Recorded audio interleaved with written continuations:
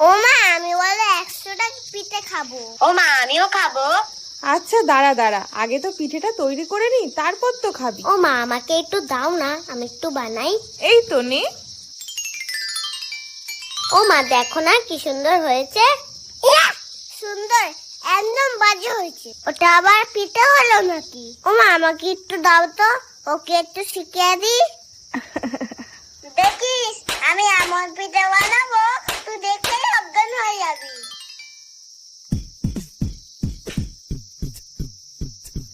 এই রে, বেশি ভাব দেখাতে গিয়ে তো ফেসে গেলাম। এই পিঠে হয় না, প্লিজ হয় না। এবার তো মার খেতে হবে, এবার কি হবে? এই তুই আসলি কেন? আমি পাচ্ছি না বলে তুই আমাকে নিয়ে ঠাট্টা করছিস। এই নে তোর পিঠে, এবার তুই বানা। ও মা দেখো। আচ্ছা বাবা, অনেক পিঠে বানিয়েছিস তোরা, এবার খা এটা দুজন মিলে। ও তেলের পিঠে, দাও দাও। শোন, এটা কিন্তু ভাগ ভাগ, আস্তে আস্তে খাবি, গালে কিন্তু একসঙ্গে পড়ে দিস না। তুই খা না তাড়াতাড়ি।